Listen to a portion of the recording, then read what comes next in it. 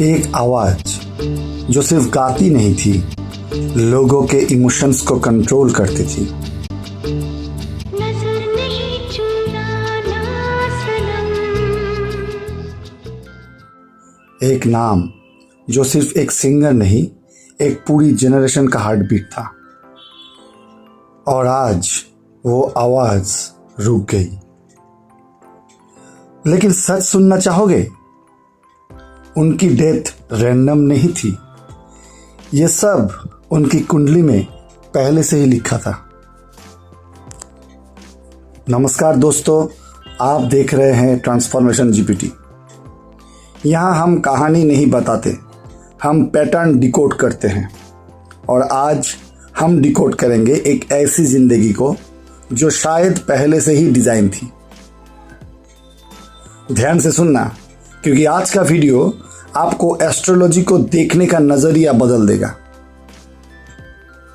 उनका लग्न था मेष और उनका राशि भी था मेष, यानी डबल फायर एनर्जी।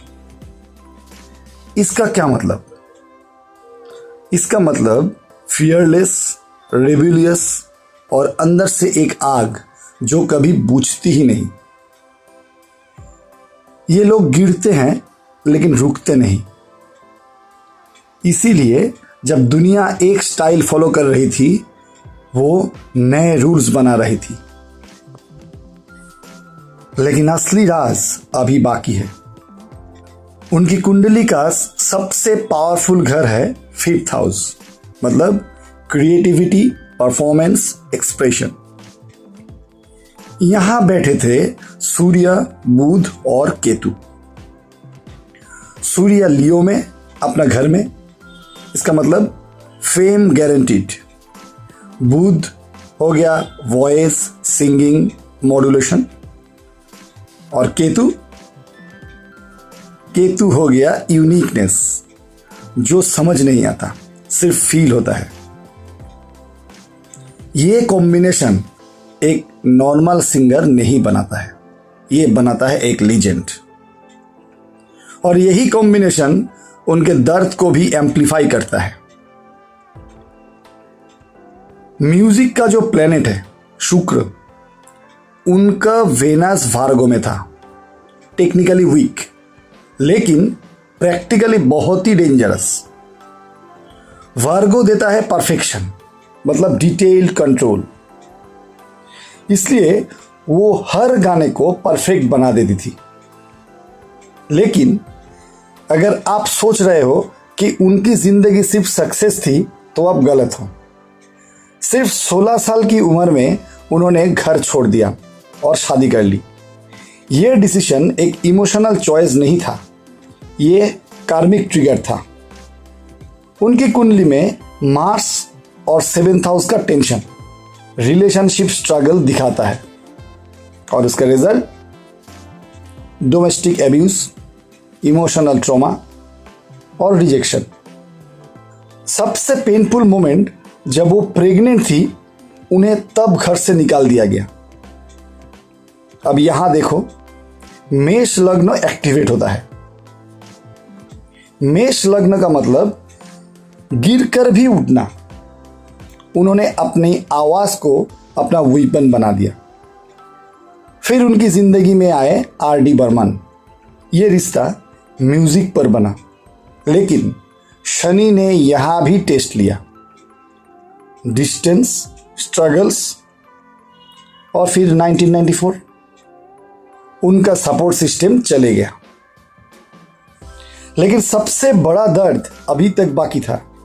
2012 बेटी का सुसाइड, 2015 बेटा का कैंसर। अब समझो, केतु प्लस सैटर्न का कॉम्बिनेशन क्या करता है। रिपीटेड इमोशनल लॉसेस, डिटैचमेंट और लाइफ टेस्ट्स। ये सब रैंडम नहीं था, ये एक कार्मिक पैटर्न था। उन्होंने अपने दर्द को अपनी आवाज बना दिया। इसीलिए उनकी आवाज सीधा दिल तक जाती थी। उनका शनि कैप्रिकॉर्न में, अपने घर में, ये देता है लॉन्ग लाइफ, डिसिप्लिन और एक लीगेसी। जब तक कर्मा कंप्लीट नहीं होता, एग्जिट नहीं मिलता।